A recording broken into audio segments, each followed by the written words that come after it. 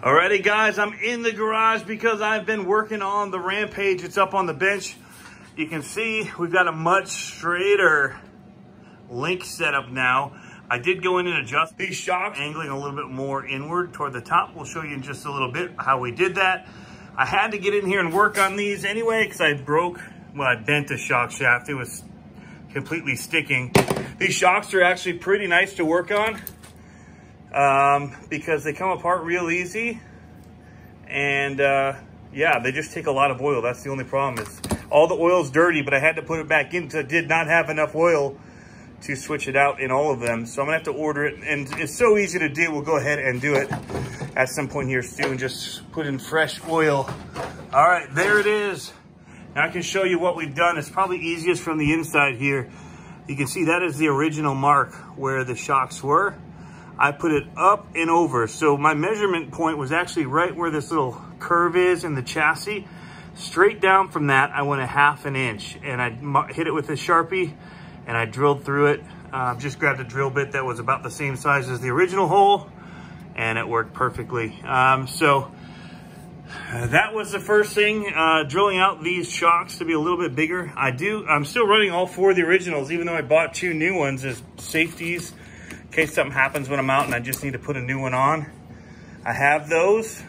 But yeah, it gives me a much better stance with this thing. It actually feels like it moves a whole lot easier, and the compression starting point just seems a lot easier. One of the things that was my worry was that these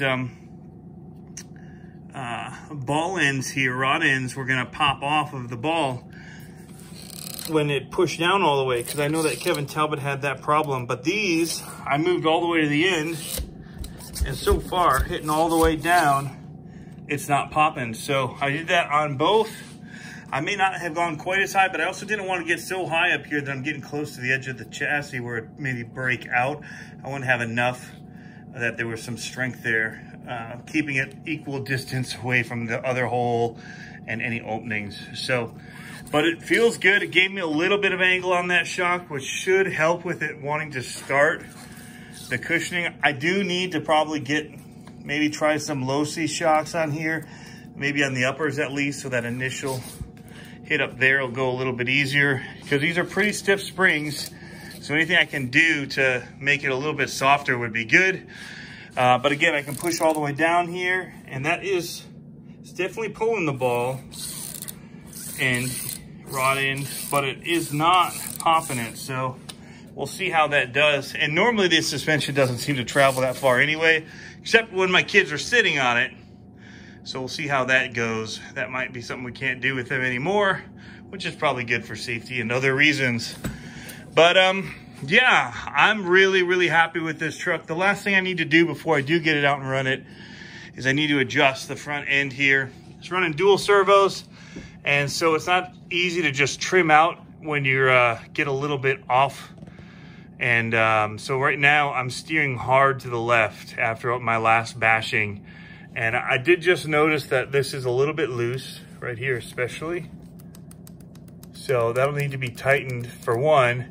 But when I go in here to do all this, I'm gonna actually take them off of here, let the servo center, and then I'll line this up so the tires are straight and they won't be fighting each other at all, because I don't want them to be fighting when I'm driving, because that's a good way to burn these out. So we'll be careful and pay attention to that as we kind of reset all this. I don't know why. I'm guessing it just got loose and moved a little bit, because nothing really looks bent. These were loose. I tightened these down. Tightened it down in here. Last thing I've got to do is I've got some green, I don't know what color this is, 648 retaining compound. And I got to put a dab of this on to this pin, because this pin right here keeps popping out. So I'm going to put a dab on there. I'm going to hammer it in there with a screwdriver, and hopefully that will start to stay in there for me, because I've been having that happen after every run. Hopefully the controller's okay. We just dropped it. So anyway, guys, that's the update on the Primal RC. Mine is the Rampage. the Raminator if you're looking for it online to buy one. So thanks for tuning in. As always, guys, have fun RCing. We will catch you in the next video.